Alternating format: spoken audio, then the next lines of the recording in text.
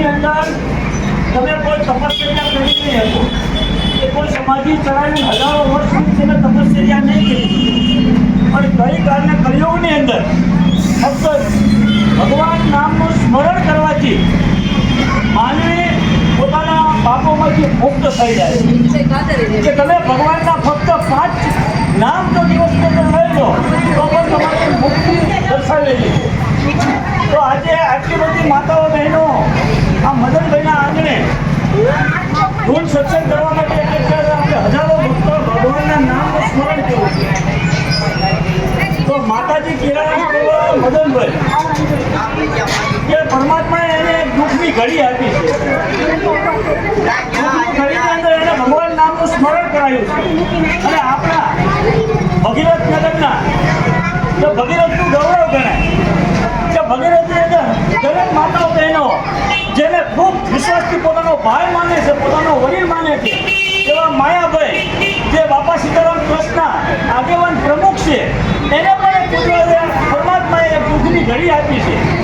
આપણે ભગવાન પાસે પ્રાર્થના કરી, હે પરમાત્મા, આજના દિવસોએ અમે જે માતાઓ બહેનોએ ભગવાન નામનું સ્મરણ કર્યું છે, અને જો તારા ચોપડે અમારા ભગવાન નામનું સ્મરણનું કંઈક પુણ્ય મળતું હોય અને એ પુણ્યની જો પ્રાપ્તિ થતી હોય તો એ જે કંઈ પુણ્યની પ્રાપ્તિ થતી હોય તે આ બંને વ્યક્તિના જીવનને જો સમર્પિત કરીએ છીએ અને પરમાત્મા એમને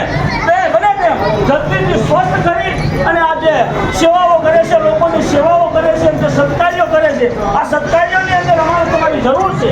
આ બંને યુવાનો જે ખૂબ ધર્મયોગની અંદર ધર્મ ક્ષેત્રની અંદર ખૂબ ફાળો આપે છે. આપણે જોઈશું નવરાત્રિની અંદર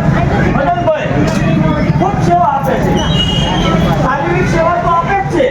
પણ ધનની પણ સેવા ખૂબ આપે છે. તો આવા ધર્માત્મક પુરુષ એના ઉપર જે આપત્તિ આપી છે એ આપત્તિમાંથી ખૂબ સારી રીતે બહાર આવી જાય એવી રીતે માયાભાઈ જે દુઃખની ઘડી આપી છે એ માયાભાઈ પણ સ્વસ્થ થાય અને આપણી વચ્ચે જલ્દીથી આવી જાય. અને જે માતાઓ બહેનો મેં આજે આ વિસ્તારની અંદર આ વ્યક્તિનું એક જ વ્યક્તિત્વ જોયું છે કે મેં જેટલા પણ વ્યક્તિઓ મારા મંદિરની આંગણે જે કોઈ આવે છે એક પણ વ્યક્તિના ચહેરા ઉપર મેં ખુશી નથી જોઈ. જ્યારથી આ માયાભાઈ પથારીમાં છે, દવાખાનાની અંદર છે, ત્યારે નાની નાની છોકરીઓ પણ એમના અમે જો પ્રાર્થના કરતી હોય તો આપણે એ વ્યક્તિનું કર્તવ્ય કેવું હોય છે, ધર્મનિષ્ઠા કેવી છે, ધર્મ પ્રત્યેની ભાવના એની કેવી છે, સમર્પણ કેવું હોય છે,